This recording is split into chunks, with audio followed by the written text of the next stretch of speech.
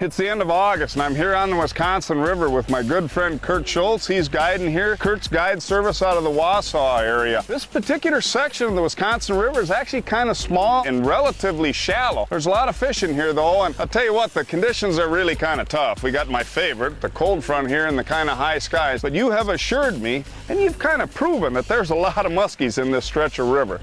So we'll show you the next bite. Just looking for the next bite, next bite, just looking for the next bite. Yes, we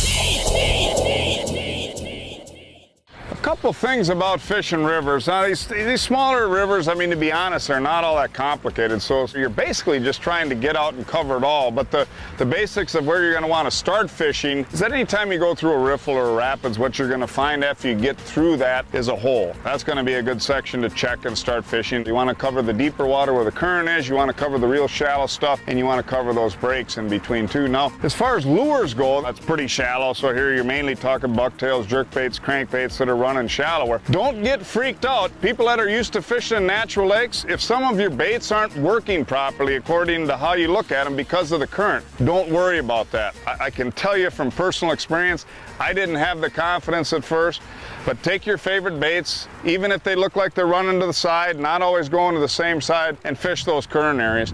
Pete may portray small rivers as simpler playing fields for identifying or picking apart structure, but a lot of that confidence comes from his years of experience on multiple bodies of water. One key factor, however, that can give anyone an edge is as you are learning target areas like Pete mentioned, using live bait to complement your casting. Sucker hit, sucker hit.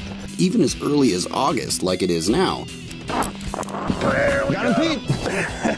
can give you an almost effortless and constant extra shot at a river muskie hookup, especially if you're still adapting your retrieves to how your favorite lures are performing in various levels of current. I love the balloon. You ready? Are you ready? I don't know if he's ready. I don't think so. I'm ready. Let's get him in. Oh, nice job, Pete. Good catch. It always gets the heart pumping when you see that old bobber go down. I was looking back at you, Pete, there. The balloon went down, kind of slowly went down, saw that fish go. One thing that was nice, Pete grabbed the rod right away. We got them circle hooks, set the hook right away. Do not wait. I think you're going to harm the fish more than anything, and you just never know what you're going to have on the other end of the line there. Nice Wisconsin River muskie. Wait, something's been nibbling on its tail. Yeah, they get a little more beat up sometimes in the river. Let's see that face. Yeah. There he is.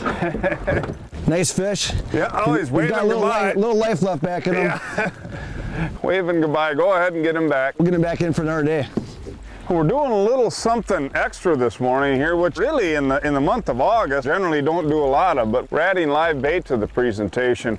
Kurt and I are both trying different artificial lures and trying to work the different levels here, see if we can find a pattern there. But because it's a real easy thing to do, and now after a real hot summer, we've had this cold snap, the mornings are really cool. Pretty shallow situation here, so all we've got is a small sucker, probably a 6-inch bait on average, with a little balloon on the line just to keep that bait up. We're just running it shallow in the water column, about 3 feet down. And it's so nice that you really don't even need to mess with the quick strike rig that you'd see us using normally. We're just using 5 or 6/0 octopus hook, and that fish grabs it and you just immediately set the hook on that thing right away. Just about all the time when you've got it next to the boat like this, it's going to be moving one way or the other, so you know what the angle is. Just set the hook as quick as you can in the opposite direction, and the hooking percentages are tremendous, and you don't have to worry about the fish being hurt at all. The next bite is presented by Mercury, Amsoil, the first in synthetics, Tracker Boats, fish the finest, Bass Pro Shops, your adventure starts here, Berkeley, catch more fish.